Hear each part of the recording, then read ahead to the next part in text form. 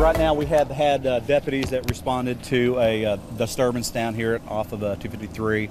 We've had a deputy that was shot, as well as a Hackett officer that was also wounded. I believe his wounds are superficial. Right now the suspect is in custody. Numerous law enforcement agencies showed up, and now I'm en route to the hospital to check on my deputy. Have you been given an update on his conditions at all? I have been, but I don't want to release that right now. Thank you. It's been a very tough day for the Sebastian County Sheriff's Department. Jones had pulled a gun on his father. Then they contacted 911. Mr. Jones started firing at law enforcement officers who were at the scene. Hackett Police Chief Darrell Spells was hit by fire by Jones. He was grazed in the forehead, I believe. It took other deputies who braved the fire of the suspect to get Chief Spells and Deputy Cooper, who was also at that time shot at the scene, extracted. He chose to surrender to law enforcement. Deputy Bill Cooper underwent several surgeries. During the time, it was determined that it was a fatal wound to the deputy's neck, and about 1:15 p.m. He was pronounced dead.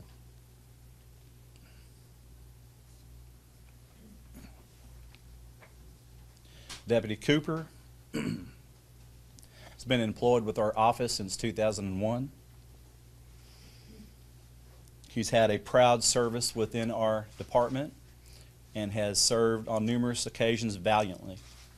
He also previously served with the Fort Smith Police Department for 5 years and also served his nation with the United States Marine Corps. Bill Cooper was dynamic. He loved his job. He could have retired years ago. He loved his community so much that he stayed on with the Sheriff's Department, serving and protecting. He loved the men and women that he worked with. He was extremely close to the people out of the Special Services Division that he worked with. They loved him, and he knew that they loved him. He was just an outstanding officer. He also recently was also one of our community police officers. So he had community policing in his heart. And he was a perfect example of how we all want our law enforcement officers to be when it comes to relationships with our community. He knew how important that was, and he lived it every single day. Breaking news from the border. New details emerging right now on a foiled suicide bomb plot in Canada, where police killed the suspect. Dramatic operation. ABC's Chief Global Affairs anchor Martha Raddatz has all the latest. Good morning, Martha. Good morning, George. Canadian authorities believed the planned suicide attack on a major city in Canada was imminent. SWAT teams and the bomb squad swarmed a residence about an hour north of the U.S. border, where 23-year-old Aaron Driver was hiding out, eventually killing him in a hail of bullets.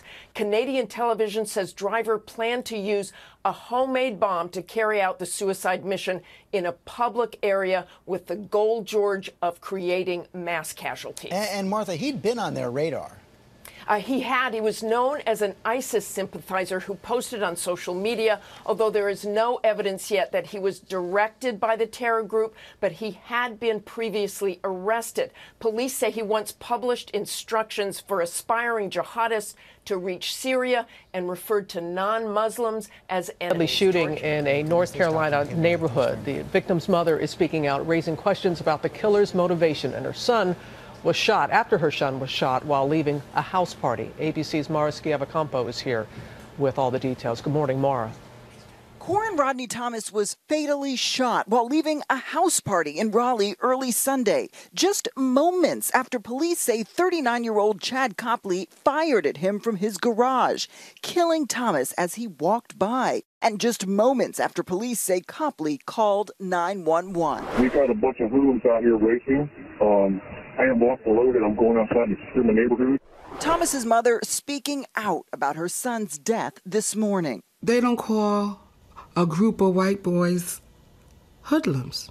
My kids are not hoodlums. Simone Butler Thomas says she believes race may have been a factor in the shooting.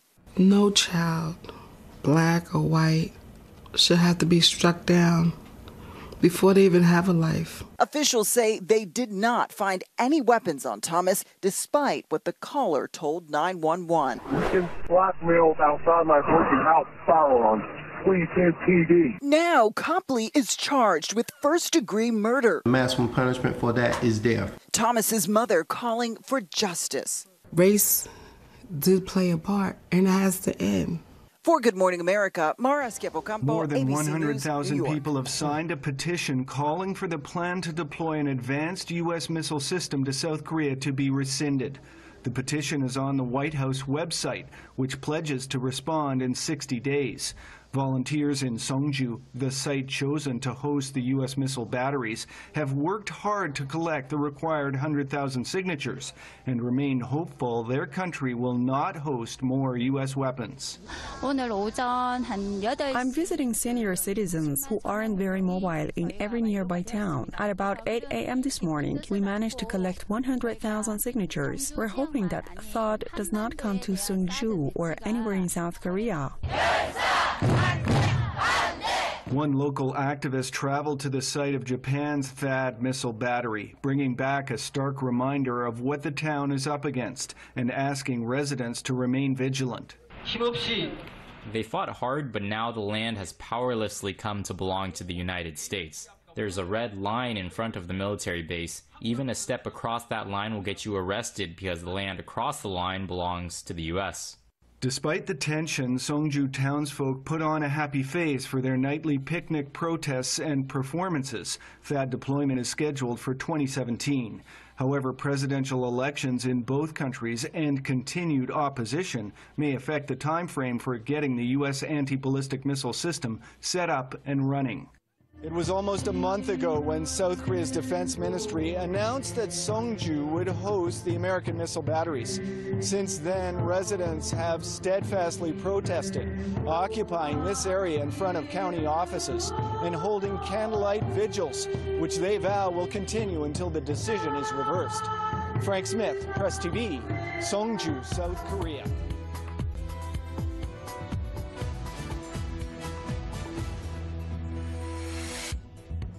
Israel plans to beef up its military presence in the occupied East Jerusalem Al-Quds. The announcement has infuriated Palestinians living in the Flashpoint city. Tel Aviv wants to build 5 new stations with 1,200 officers to be deployed there. Tel Aviv has recently intensified its crackdown on Palestinians.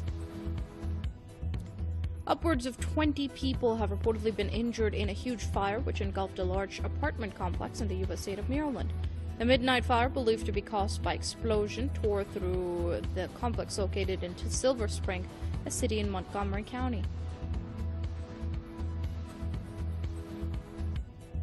Australia has dismissed newly released data showing human rights violations, including child abuse, at its offshore detention centres. Australia's Immigration Minister, Peter Dutton, accused asylum seekers held in Pacific camps of making false allegations of sexual assaults. He said asylum seekers are also deliberately harming themselves in order to get into Australia. U.S. Democratic presidential nominee Hillary Clinton has hit back at her Republican rival Donald Trump after he suggested that gun rights advocates could stop her from appointing Supreme Court justices. She warned Trump that his words will have, quote, tremendous consequences for him. The planned deployment of an advanced U.S. missile system in South Korea continues to draw opposition. A petition against the move has received 100,000 signatures on the White House website. Residents of the site where the U.S. batteries are to be deployed have worked hard to collect the signatures. Saudi bombers have conducted fresh airstrikes on Yemeni cities. The warplanes struck residential areas at an airport, an academic center, and a TV station in the capital, Sana'a. There are no immediate reports of casualties. 3 people had already been killed in a previous air raid on the capital. France says wildfires near the Mediterranean port city of Marseille have been brought under control. 1,800 firefighters have been mobilized to southern France to fight the flames. The wildfires have forced the evacuation of over 1,000 people in the town of Vitrolles north of Marseille.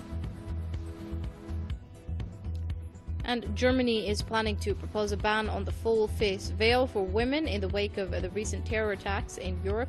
The German Interior Minister is going to propose the ban. He says full-face burqa or niqab can increase security risks.